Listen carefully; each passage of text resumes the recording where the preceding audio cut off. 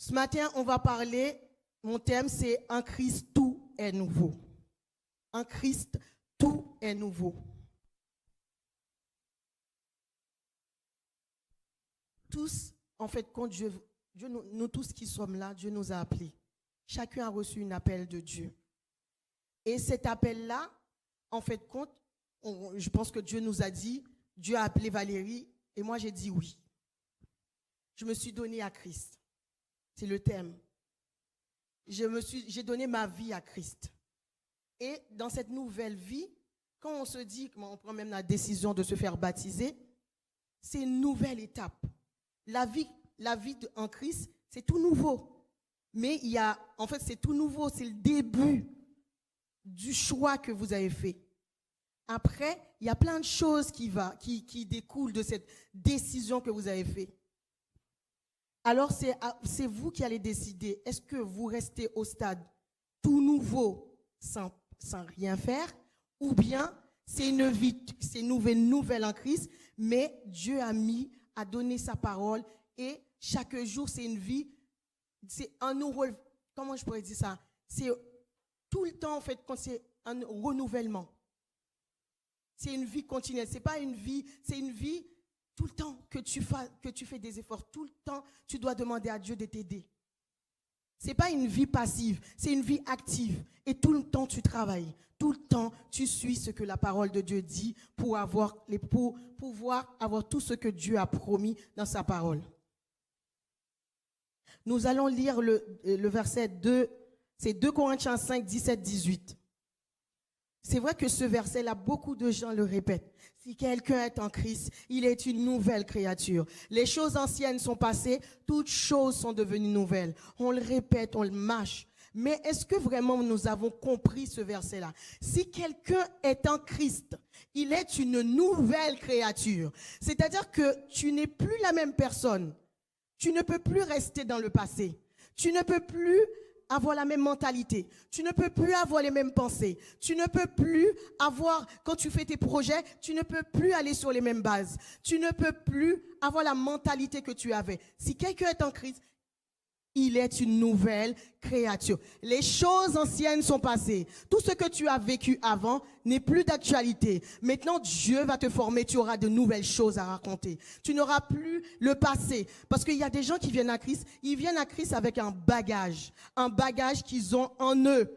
Et il y a des fois, ils viennent à l'église, ils font beaucoup de dégâts avec ce bagage-là. Parce qu'ils répètent ces versets qui disent « Je suis une nouvelle créature », mais ça ne découle pas. Et la Bible dit, on ne peut pas servir Dieu avec que la bouche, mais il faut les œuvres qui découlent de cette parole-là, de cette foi que nous pouvons avoir. Voici, toutes choses sont devenues nouvelles. La Bible dit, quand nous venons à Christ, nous sommes passés de la mort à la vie. La vie, elle n'est pas fixe, ça grandit. Il y a plusieurs étapes dans la vie. Toutes choses sont devenues nouvelles. Ce que moi j'ai connu avant Christ, c'est avant Christ. Personne ne peut me reprocher dessus. Parce que je suis une nouvelle créature. Je me rappelle une fois, j'ai été au marché avec Jean, mais il y a une fille qui connaissait Jean, sa vie passée. Avant Jean, il était un peu un corps de jupon. Et la fille lui dit, arrête Jean, arrête. Toi, arrête là, toi t'as changé. Toi, hein, je te connais là dans la cité. Et la fille ne m'avait pas vue. Et après, Jean lui dit, mais je te présente ma femme. Mais vraiment, j'ai changé, Christ m'a changé. Mais je pense que c'est à ce moment-là qu'elle a compris vraiment que Dieu, parce que Jean s'est marié, c'est quelque chose. Et vraiment, et après, quand j'ai regardé la fille, j'ai dit vraiment, il a changé. T'inquiète pas, il a changé. Et ça m'avait marqué, ça m'avait touché quand même. Mais c'était une vie, parce que Satan il y a des fois, il met des choses sur nous pour que les gens puissent croire qu'on n'a pas changé. Mais on a changé, Christ nous a changé. Ce n'est pas l'œuvre d'un homme, d'un esprit ou quoi que ce soit. C'est Dieu qui l'a fait. Oh, Jésus l'a fait pour moi. Je ne sais pas comment ni pourquoi, ce que je sais, Jésus l'a fait pour moi. Jésus a payé le prix. Jésus s'est donné. Jésus a subi. Jésus a été maltraité. Jésus a été insulté pour que moi, je puisse avoir une nouveauté de vie, une vie nouvelle. Les choses anciennes sont passées. Tout est devenu nouvelle. Si j'étais quelqu'un qui était colérique avant, avec Christ, il faut que ça change. Si j'étais quelqu'un qui avait tout le temps des pensées soupçonneuses, qui avait tout le temps des pensées négatives, il faut que ça change en Christ. Tu ne peux pas venir à l'église, continuer des années avec ça. Parce que tu vas te détruire toi-même. Dieu t'a promis, il a un avenir meilleur pour toi. Mais si tu ne changes pas ta mentalité, tu ne changes pas tes raisonnements, tu ne changes pas tes pensées, tu vas rester là sur le banc de l'église, mais tu ne vas pas voir les miracles de Dieu. Tu peux être un chrétien sauvé, mais tu ne pourras pas être vainqueur. Dieu ne nous a pas appelés à être sauvés seulement, mais nous devons triompher. Nous devons être des vainqueurs, des conquérants. Amen. Et tout ça, nous le pouvons. Nous le pouvons parce que Dieu nous donne les moyens.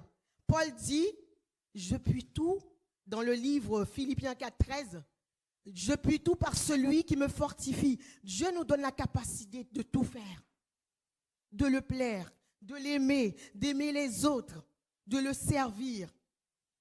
Nous avons reçu tout pleinement en Christ. Ce n'est pas juste une parole. Je ne peux pas mentir.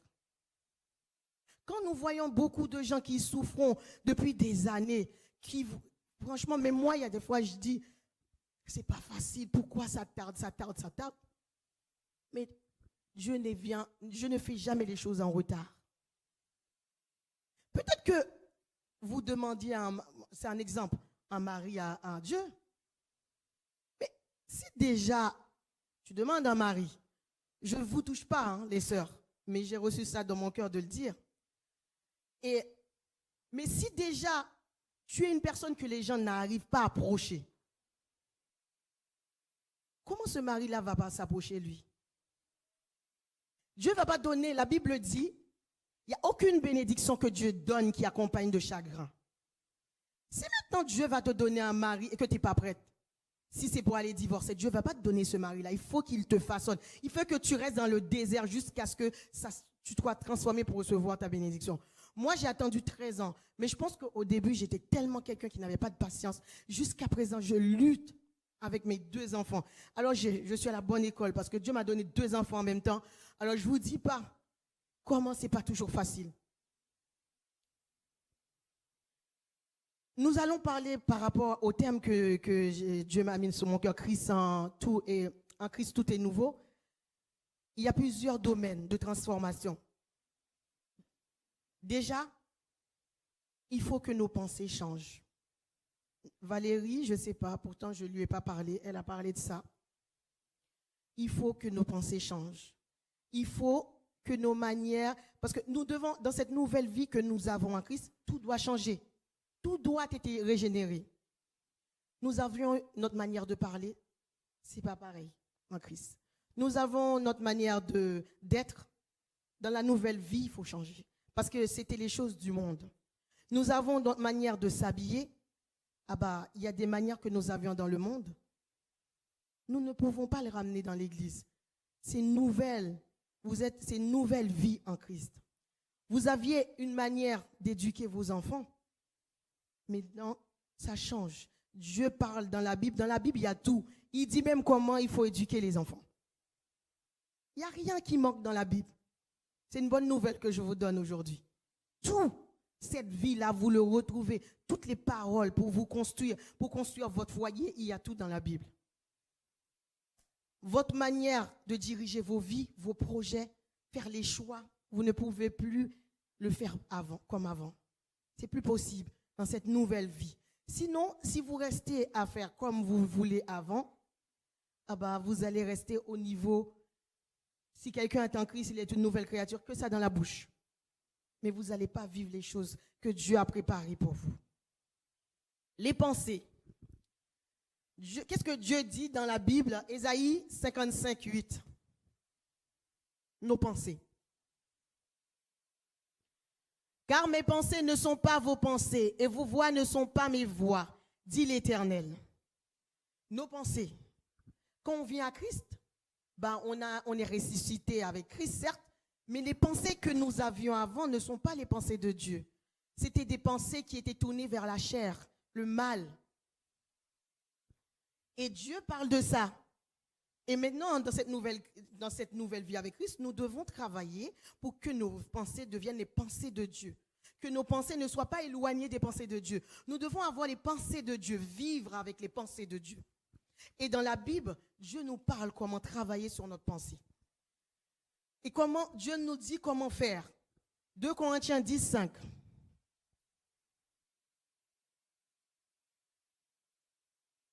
Nous renversons les raisonnements et toute hauteur qui s'élève contre la connaissance de Dieu, et nous amenons toute pensée captive à l'obéissance de Christ. Vous voyez, tout ça, toutes nos pensées. Vous savez, si vous avez les pensées conduisent notre vie. Les pensées que nous pouvons avoir, ça va diriger notre vie. Si vous avez des pensées négatives, ah ben, vous aurez une vie négative. Si vous avez une pensée positive, tout le temps des pensées positives, vous allez voir, tout va marcher. J'ai regardé, en fait, je faisais une recherche sur les pensées et j'ai regardé, je crois, je ne sais pas si c'est une chaîne ou une radio qui s'appelle Europe 1. Je ne sais pas si c'est une radio, et puis Le Monde qui parlait des pensées. Et ils ont dit que les études ont montré que quand quelqu'un qui est tout le temps dépressif, c'est quelqu'un qui pense tout le temps négativement. Et quelqu'un qui pense positivement, c'est quelqu'un qui atteint toujours ses objectifs. Même si la personne ne voit rien devant elle, elle dit, pourtant c'est le monde qui parle, ce n'est pas des chrétiens. Et à la fin, même la dame, elle a dit, tous les matins qu'on se lève, il faut dire, je vais réussir, je vais réussir, je vais faire ça, je vais faire ça, je vais faire ça. Et à force de croire, c'est la foi qu'elle parlait, peut-être qu'elle ne connaissait pas ça, mais à force de croire à ça, ça marche. Moi, je me rappelle quand après la fausse couche, moi et Jean, on avait prié pour avoir les enfants. Chaque fois que je priais, je disais un enfant. Merci Seigneur pour un enfant. Non, je me corrige. Merci pour les 2 enfants que tu me donnes. Merci pour les 2 enfants que tu me donnes. Dieu l'a accompli pour moi. Je me corrigeais parce que j'avais demandé à Dieu 2 enfants. Je ne pouvais pas lui dire merci pour l'enfant. Je vais dire merci pour les enfants. Il faut ramener vos pensées à l'obéissance de Christ. Toutes ces pensées que vous avez là, vos pensées doivent être renouvelées. Vous devez éduquer vos pensées. Je vais vous donner un petit témoignage. Il y a une dame que j'écoute souvent en ce moment-là qui parle tellement, j'avais l'impression que mes pensées, elles n'étaient pas bonnes. Et elle a plein de prédications dessus. Et j'ai écouté toutes les prédications qu'elle a sur les pensées. Et en fait, elle témoignait, c'est Joss Meyer. Elle témoignait, en fait, quand elle a dit, en fait, il y a des fois, elle pouvait se lever dans son lit, direct, elle pensait déjà, ce que mon mari n'a pas fait, ce qu'il ne va pas faire dans la journée pour moi, ce que mes enfants ne vont pas. Et moi, quand elle disait ça, j'avais honte. Parce qu'il y a des fois, je sais que, il y a des fois, je me réveille même tout énervé. Personne, comme dit, surveillez-vous. Parce que là, si vous me faites quelque chose, ça va mal se passer. Et j'avais honte, j'ai dit, mais... Parce qu'il y a des fois, c'est quand les gens parlent des témoignages, c'est pas parce qu'on ne le sait pas, mais ça nous rappelle notre état devant Dieu. Et j'ai vu comment elle a parlé des pensées, mais mes pensées, j'avais l'impression que mes pensées n'étaient pas bonnes. Et ça me détruisait, ça me rendait triste. Eh bien, Dieu nous dit de ramener nos pensées à l'obéissance du Christ. Nous devons éduquer nos pensées, contrôler, arriver à maîtriser ces pensées-là, à demander à Dieu de nous aider à les contrôler. Et parce que celui qui contrôle ses pensées contrôle sa vie. Si vous arrivez à contrôler vos pensées, vous allez avoir une vie meilleure. Amen. Philippiens 4, 8. Qu'est-ce qu'il dit? Comment nos pensées doivent être? Reste que tout ce qui est vrai, que tout ce qui est honorable, que tout ce qui est juste, tout ce qui est pur, tout ce qui est aimable, tout ce qui mérite l'approbation, ce qui est vertueux et digne de louange, soit l'objet de nos pensées. Tout ce qui est vrai. Il faut toujours avoir la vérité dans nos pensées. Refuser les mensonges du diable. Tout ce qui est honorable. Arrêtez de soupçonner tout le temps à penser. C'est vrai, tout ça, cette personne est mauvaise. Ou dépenser, mais vraiment, un petit truc. Parce que je vais vous dire, il y a des gens, même s'ils connaissent, en fait, ils ne peuvent pas s'en empêcher. C'est-à-dire qu'il y a une personne qui va venir voir la personne, cette personne-là, avec des mensonges, elle va tout de suite, c'est vrai, elle est comme ça. Cette personne ne prend pas le temps d'analyser, est-ce que cette personne-là est comme ça ou pas. Il faut analyser vos pensées. Il faut que vos pensées reflètent l'honneur. Tout ce qui est juste, vous êtes appelé le juste de l'Éternel et vos pensées doivent être justes. Tout ce qui est pur, vous devez refuser les pensées négatives, les pensées impures. Tout type de pensées, des pensées qui vous poussent à aller voler, des pensées qui vous poussent à faire des choses contre la volonté de Dieu, des pensées qui vous poussent à mentir, à détruire, à calomnier, à juger, à critiquer les autres. Tout ce qui est aimable soit l'objet de vos pensées. Tout ce qui mérite l'approbation, tout ce que Dieu apprécie, soit l'objet de vos pensées. Amen. Tout ce qui est vertueux, digne de louange, que les gens apprécient, que les gens applaudissent, soit l'objet de vos pensées. Maintenant, nous allons parler de la mentalité. Quand on vient à Christ, nous avions une mentalité avant. Nous avions une mentalité. Nous avons, chacun de nous, nous avons reçu une éducation pas forcément pareille, nous n'avons pas forcément les mêmes cultures, les mêmes idéologies. Et bien, quand on vient à Christ, la mentalité que nous avions avant, nous devons changer cette mentalité-là. Nous devons avoir la mentalité du royaume, la mentalité de vainqueur. Il y a des gens qui vivent tout le temps, ils acceptent la misère. Et on voit même beaucoup de chrétiens se résignent à vivre dans la misère, se résignent à vivre pas propre. Mais Dieu, nous sommes princes, princesses de l'Éternel. Et il y a des gens qui ont des mentalités que les gens peuvent leur faire tout ce qu'ils ont vu. Non! Je suis appelé du nom de l'Éternel et quand les gens me voient, ils doivent me craindre. Il faut que nous changions la mentalité de petite bassesse, de petitesse. Nous devons, en fait, compte, avoir une autre mentalité, la mentalité du royaume. De vainqueur, de conquérant. Nous devons être des hommes et des femmes de foi. C'est une mentalité aussi, des hommes conquérants, des femmes de foi, des femmes de prière. Matthieu 3, 7, 9.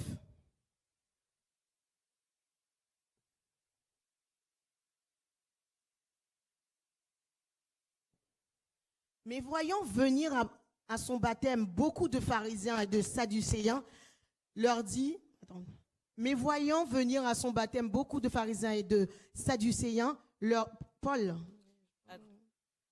Jean-Baptiste, je crois, Jean leur dit, race de vipères.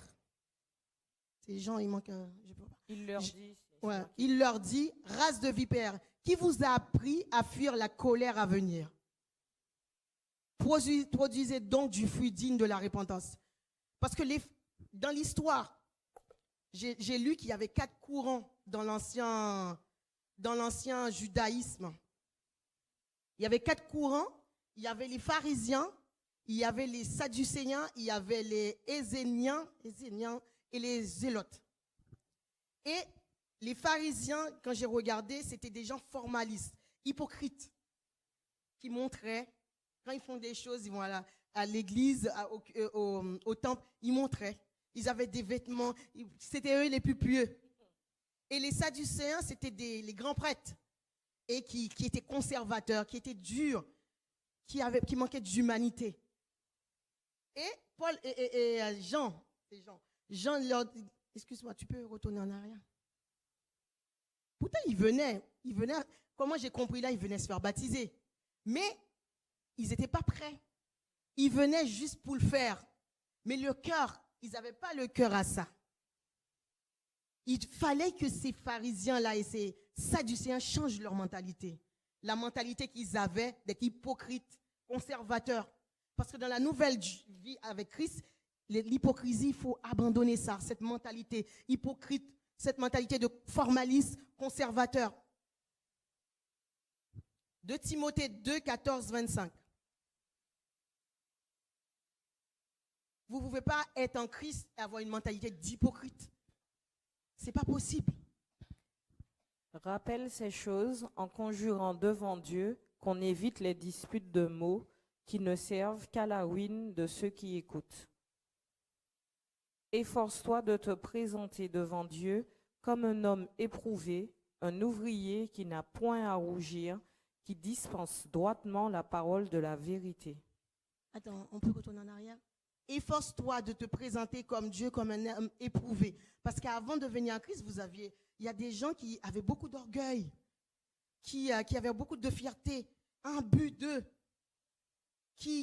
Alors qu'avec Christ, vous avez vu Christ, il s'est fait serviteur. Pourtant, il était le roi des rois. Il s'est rabaissé même jusqu'à laver les pieds de ses disciples. Il faut quand tu viens à Christ, tu ne viens pas avec comme ça là. Tu te rabaisses. La Bible dit les premiers seront les derniers seront les premiers. Continue, s'il te plaît. Évite les discours vains et profanes, car ceux qui les tiennent avanceront toujours dans l'impiété et leur parole rongera comme la gangrène. Avant de venir à Christ, peut-être que il y a des gens qui aiment discuter. Moi, je sais qu'avant de venir à Christ, j'aimais discuter. Il fallait tout le temps que, même jusqu'à présent, je me bats. Il fallait que toujours j'ai la raison. Laissez ça de côté. Ça va conduire aux querelles, aux incompréhensions. Et après, ça va avoir plus de dégâts, plus de choses. Ça va mettre plus de choses dans l'église qui ne glorifient pas Dieu. Ça amène les querelles. Dieu n'aime pas les querelles. C'est fini? De ce nombre sont Hyménée et Philette, qui se sont détournés de la vérité, disant que la résurrection est déjà arrivée et qui renversent la foi de quelques-uns. Néanmoins, le solide fondement de Dieu reste debout avec ses paroles qui lui servent de sceau. Le Seigneur connaît ceux qui lui appartiennent et quiconque prononce le nom du Seigneur, qu'il s'éloigne de l'iniquité. La Bible dit quand quelqu'un est en Christ, en fait, on ne pêche plus. Ça veut dire pas qu'on ne pêche pas parce qu'on demande pardon à Dieu, mais on ne doit pas avoir le péché. C'est-à-dire qu'on le pratique, on prend plaisir à le faire. Si tu étais quelqu'un qui te querellait tout le temps, tu ne peux pas être cette même personne-là alors que tu es en Christ. Tu es une nouvelle créature. Si tu étais quelqu'un qui, en fait, qui faisait n'importe qui aimait les femmes, même qui prenait de la drogue, qui avait beaucoup de choses, en fait, qui aimait des passions charnelles, tu prenais plaisir à ça, tu ne peux pas venir en Christ et te comporter toujours pareil. Amen. Nous allons continuer. Le temps est un peu court. Nous allons passer aux attitudes. On a parlé des pensées, on a parlé de la mentalité. Maintenant, nous allons parler des attitudes. Nous allons lire Romains 12. Je vous exhorte donc, frères, par les... Excuse-moi Valérie. Franchement, je vous invite à relire tout le chapitre de Romains 12. Nous allons lire là, mais vraiment, pour moi, c'est un roman dans ce livre-là, Paul vraiment nous parle, mais vraiment, pour que vraiment nos vies soient transformées. Tu peux continuer. Je vous exhorte donc, frères, par les compassions de Dieu, à offrir vos corps comme un sacrifice vivant, saint, agréable à Dieu, ce qui sera de votre part un culte raisonnable. Ne vous conformez pas au siècle présent, mais soyez transformés par le renouvellement de l'intelligence, afin que vous discerniez quelle est la volonté de Dieu, ce qui est bon, agréable et parfait. C'est bon. Ne vous conformez pas. C'est vrai qu'on vit dans le monde, on vit dans ce monde-là. Nous ne sommes pas du monde, nous sommes nés en Christ. Nous ne pouvons pas nous conformer. Quand ça dit ne vous conformez pas, si Paul dit ne vous conformez pas, c'est qu'il y a des gens qui se conforment aux choses de ce monde. C'est-à-dire que nous ne devons pas avoir les manières de ce monde. comme je vous ai expliqué ça, votre manière d'éduquer vos enfants, de vous habiller, de vivre, de parler, d'être, de faire vos projets, même dans vos investissements, vous ne pouvez pas agir pareil. Parce que ça, tout ça, c'est le monde.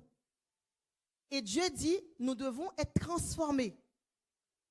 Soyez transformés par le renouvellement. Et comme je vous ai dit tout à l'heure, la vie en Christ, c'est une vie continuelle de renouvellement. Renouvellement. Il y a des fois quand vous voyez que vous vous écartez de Dieu, il y a des choses qui sont pas bien en vous, il faut demander à Dieu de vous renouveler, de vous dépouiller. Parce que pour vivre pleinement les choses de Dieu, nous devons suivre ce que la parole de Dieu dit. Nous devons être transformés dans nos pensées, dans notre mentalité, dans nos attitudes. Nous ne devons pas avoir les attitudes du monde. Nous devons avoir des attitudes conduites par le Saint-Esprit, ce que la parole de Dieu dit, dans tous les domaines de notre vie. Amen. Je continue, s'il te plaît. Par la grâce qui m'a été donnée, je dis à chacun de vous de n'avoir pas de lui-même une trop haute opinion, mais de revêtir des sentiments modestes selon la mesure de foi que Dieu a départie à chacun. Car comme nous avons plusieurs membres dans un seul corps et que tous les membres n'ont pas la même fonction, ainsi, nous qui sommes plusieurs, nous formons un seul corps en Christ et nous sommes tous membres les uns des autres. Nous sommes plusieurs corps, plusieurs membres, un seul corps. Et nous, comme nous-mêmes, notre Église, c'est tous unis en Christ. Nous devons être unis. Nous devons nous soutenir, nous aimer, nous supporter. Et c'est vrai que je ne vais pas dire que ce n'est pas facile. Parce que le plus souvent, en fait, même il y a des fois où vous n'avez pas forcément envie de critiquer quelqu'un ou de regarder mal quelqu'un. Satan, on est en lutte perpétuelle. Mais si vous êtes vraiment des êtres renouvelés, des êtres spirituels, Dieu vous a donné les capacités de le faire. Par moi, je le peux. Je puis tout. C'est pas, même si c'est dur, mais je demande à Dieu. Même ce matin, je parlais, je priais. J'ai dit à Dieu, je ne veux plus subir les choses du monde. Je ne veux plus subir les choses de Satan. Dieu a mis des paroles pour que je sois quelqu'un qui brille dans ce monde, pour que je sois quelqu'un qui vit pleinement les promesses de Dieu. Je refuse de vivre, s'il le faut, comme il s'est dit dans le verset, j'offre mon corps en sacrifice à Dieu pour que vraiment je ne supporte plus les choses que Satan a l'habitude de faire, le mensonge de Satan, la tristesse, quoi que ce soit. Je continue, s'il te plaît. Ainsi, puisque nous avons des dons différents, selon la grâce qui nous a été accordée, que celui qui a le don de prophétie l'exerce selon l'analogie de la foi. Que celui qui est appelé au ministère s'attache à son ministère, que celui qui enseigne s'attache à son enseignement. C'est Dieu qui appelle, c'est Dieu qui place les membres dans le corps. Comme Jean il vient de parler là, il ne faut pas avoir la jalousie. C'est Dieu qui appelle, c'est Dieu qui place, c'est Dieu qui donne les dons, c'est Dieu qui nous donne les capacités. Nous ne pouvons pas servir Dieu et avoir de telles attitudes. Ce n'est pas possible. Sinon, nous allons nous ralentir dans cette marche-là. Et la marche, elle peut être longue, il y a des fois. Mais vraiment, je vous encourage. Continue. Et celui qui exhorte à l'exhortation, que celui qui donne le fasse avec libéralité, que celui qui préside le fasse avec zèle, que celui qui pratique la miséricorde le fasse avec joie. Que la charité soit sans hypocrisie. Ayez le mal en horreur, attachez-vous fortement au bien. Que la charité soit sans hypocrisie. Si Paul parle de ça, c'est que Dieu, parce que la Bible dit Dieu a mis son amour dans nos cœurs. Si Paul parle de la charité, l'amour sans hypocrisie, c'est qu'il y a des gens qui font semblant d'aimer, qui ont de l'hypocrisie, qui ne sont pas sincères. Et Dieu dit, nous devons avoir le mal en horreur. Nous devons nous éloigner complètement du mal. J'ai lu même dans Théronome, je crois que c'est dans Théronome 30, Dieu dit, il place deux chemins, le mal et le... Et il dit, choisis la vie. Choisis le bien. Si tu choisis le bien, tu as la vie. Si tu choisis le mal, tu as la mort, la malédiction. Et Dieu nous dit, nous ne devons pas prendre plaisir au mal. Nous devons, même si on doit haïr, on ne doit pas avoir la haine pour quoi que ce soit, mais le mal, nous devons haïr cela. Nous devons vraiment travailler à ce que tout ce qui est mal, nous devons enlever ça en nous. Continue, Valérie. Par amour fraternel, soyez pleins d'affection les uns pour les autres. Par honneur, usez de prévenance réciproque. Nous devons avoir plein d'affection pour les autres. Nous aimer, comme je viens de le dire. Continue, Nathalie. Ayez du zèle et non de la paresse. Soyez fervents d'esprit, servez le Seigneur. Ah oui, ça, il faut avoir du zèle. Et même dans ma vie, j'ai été reprise 2 fois. Il y a une sœur, une fois, qui avait vu que je servais l'école du dimanche. Elle m'a dit, mais tu n'as plus la flamme. Ça fait des années. Et je lui ai cherché au début toutes les excuses possibles. Non, ça va, tout ça. Et puis, mais elle avait, tout ce qu'elle avait dit, c'était vrai. Et après, on a discuté, mais on a rigolé, mais c'est vrai tout ce qu'elle avait dit. Je faisais le truc, mais plutôt j'aimais ça, j'avais la passion de le faire, de travailler avec les enfants, mais j'étais fatiguée, épuisée par ce que les enfants, leur comportement. Et la dernière fois aussi, je me suis fait reprise. Et je travaille avec une sœur, et elle m'a dit, en fait, mais ça fait longtemps, elle me dit, il faut qu'on se parle. Mais au plus fond de mon cœur, j'avais peur. J'ai dit, ouh là là là, quand elle dit, c'était tellement, comment elle dit ça avec autorité. J'ai dit, je crois, je vais vraiment me faire. J'étais comme une petite fille.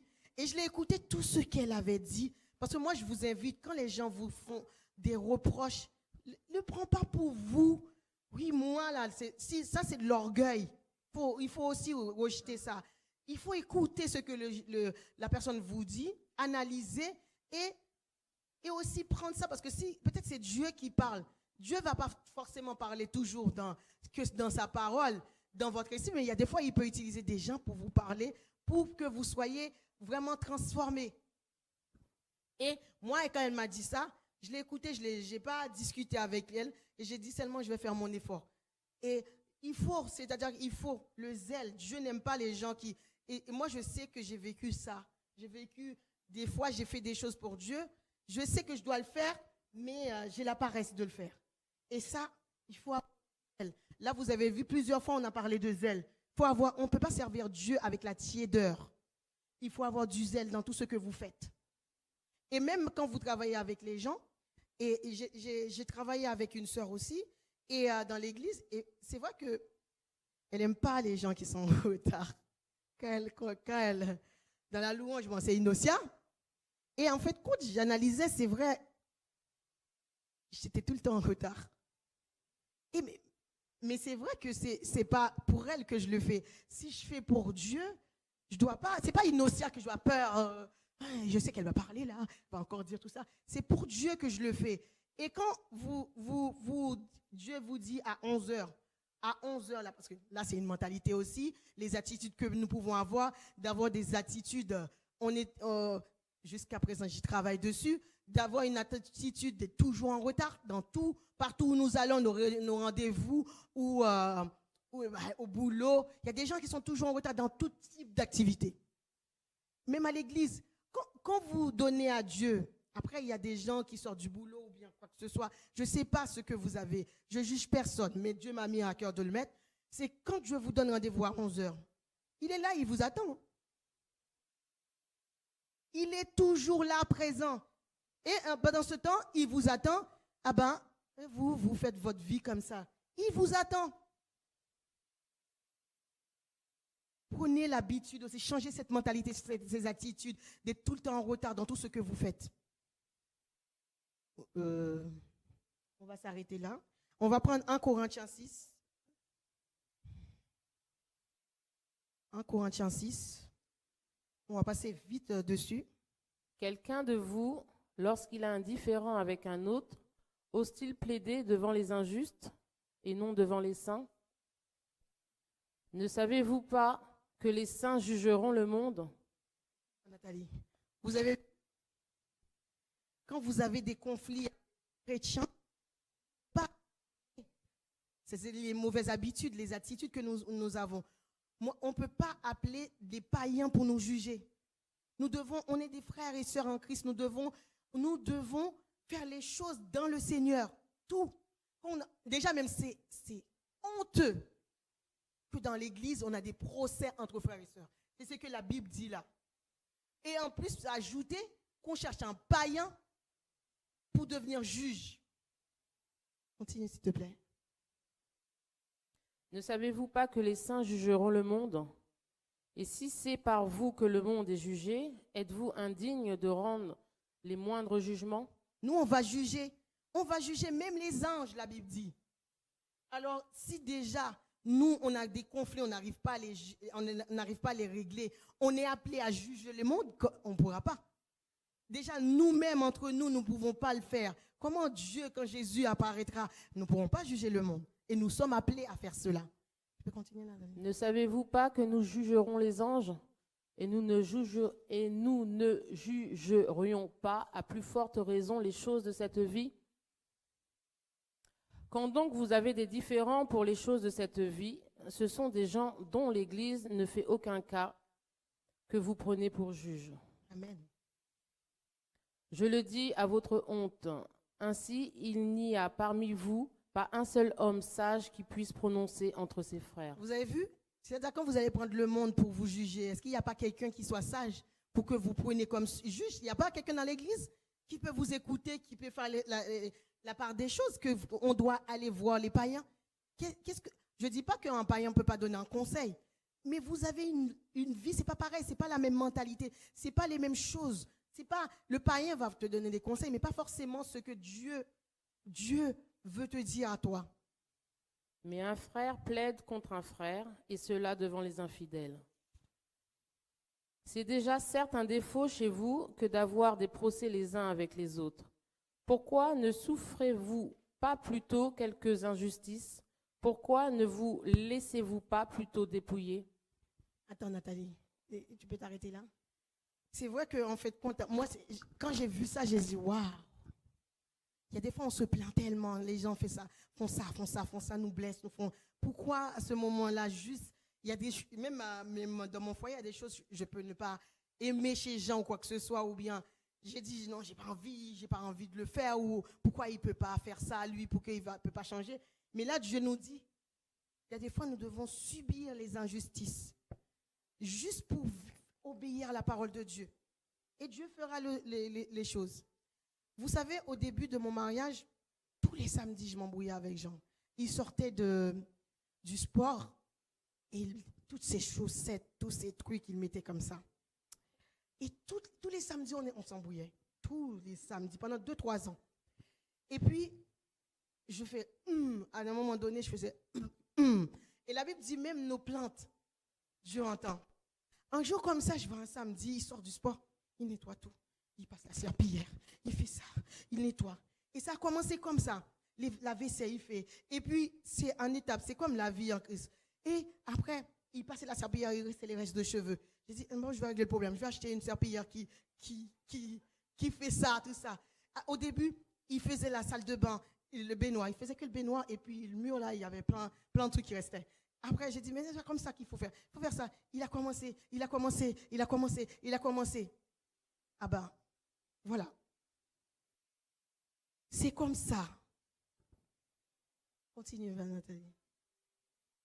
Mais c'est vous qui commettez l'injustice et qui dépouillez. Et c'est envers des frères que vous agissez de la sorte. Vous savez, il y a des gens dans l'église qui viennent avec des dépouilles, qui aiment prendre les affaires des gens, qui volent, qui font des choses, même dans des business, ils font à la manière des gens, ils dépouillent les gens, ils prennent les biens des gens. Bon, je n'ai pas beaucoup de temps. Et résumé, je vous invite à faire un Corinthiens parce que si le pasteur me permet, j'aurai besoin de 5-10 minutes pour qu'on chante et puis pour qu'on prie dans la présence de Dieu. Mais la fin, ça parle aussi de nous-mêmes, en fait, contre les liens, les miens que nous pouvons faire. La Bible dit que nous sommes le temple du Saint-Esprit. Même nos corps ne nous appartiennent pas. Nos corps ne nous appartiennent pas. Et tout ce que nous devons faire en obéissant à la parole de Dieu. Nos corps sont purs. C'est le temple du Saint-Esprit. C'est là où le Saint-Esprit habite. Quand nous pratiquons, quand nous faisons des choses avec notre propre corps, le Saint-Esprit s'éloigne de ça. Nous ne devons pas faire des alliances, des pactes avec les gens du monde. Tout ce que nous devons faire, nos alliances, nos pactes, nous devons faire en Christ. Et aussi, il y a, si vous pouvez le noter, il y a les projets de Dieu aussi. Quand vous dirigez votre vie. Proverbe 16, 1, 9, qui parle comment nous devons faire nos projets. Nous pouvons disposer nos projets, mais c'est Dieu qui fera les choses. Nous pouvons dire, nous allons faire ça, mais c'est Dieu. On revient toujours à Dieu. Les projets que forme le cœur dépendent de l'homme, mais la réponse que donne la bouche vient de l'Éternel. Amen. Je vous invite à lire Romains 12, 1 Corinthiens 6. Et le Seigneur va encore continuer à vous parler. Et nous allons prendre un petit chant.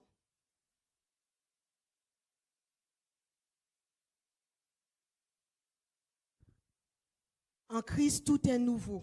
Vous avez vu que ça ne suffit pas, c'est un début avec Christ. Pour vivre pleinement les choses de Dieu, il y a des choses qui doivent être transformées.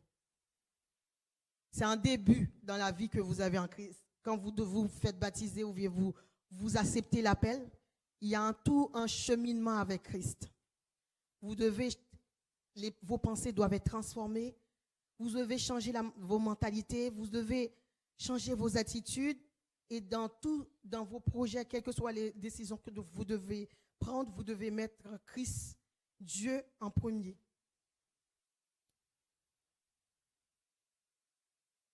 Je n'ai que toi. Je vous invite à vous mettre debout, on va prier.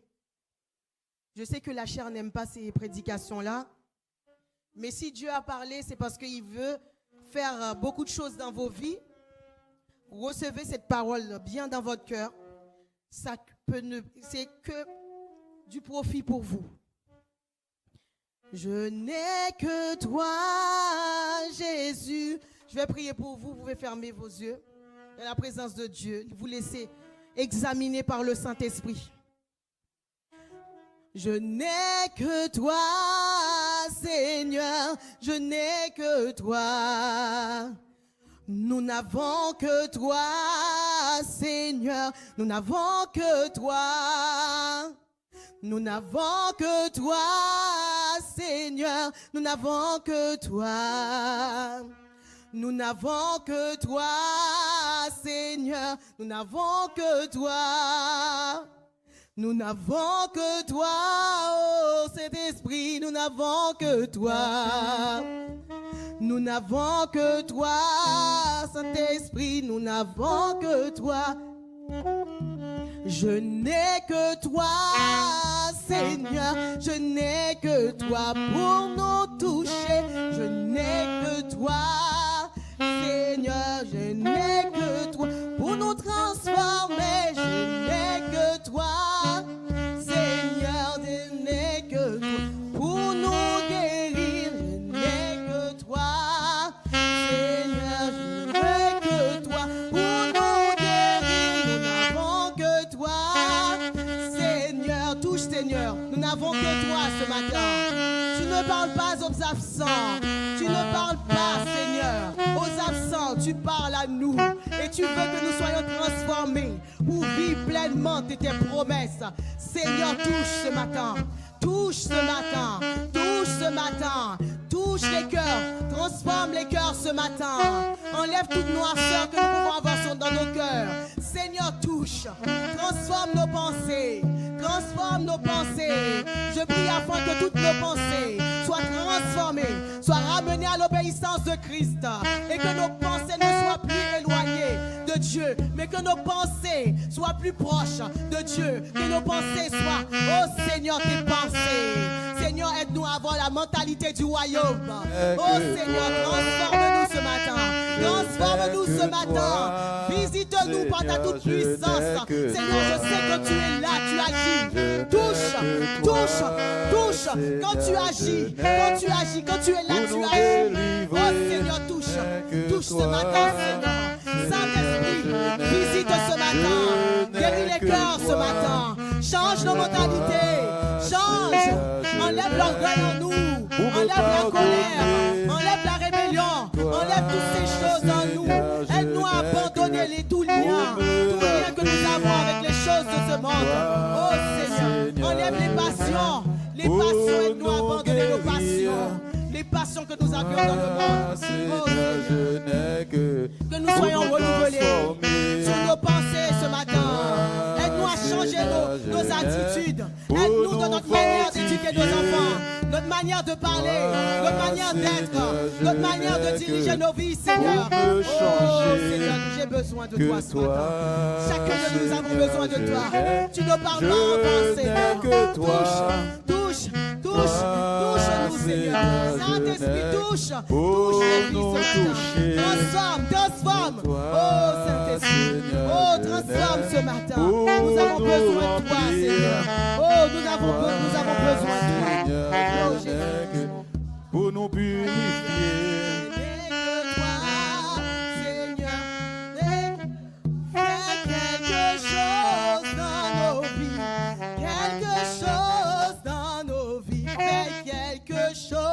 Dans nos vies, Jésus, fais quelque chose dans nos vies, quelque chose dans nos vies, fais quelque chose dans nos vies, Seigneur, fais quelque chose dans nos vies, quelque chose dans nos vies, quelque chose dans nos vies, Seigneur. Fais quelque chose dans nos vies. Je crie à toi, Seigneur. Fais quelque chose dans nos vies ce matin. Que nous ne puissions pas repartir comme nous sommes arrivés, Seigneur. Je m'humilie devant toi ce matin. Fais quelque chose, Seigneur. Fais quelque chose. Sauve les vies ce matin. Transforme ce matin. Transforme. Transforme. Oh Seigneur, dans ma vie, Seigneur. Alléluia. Merci, Seigneur. Gloire à ton nom. Amen.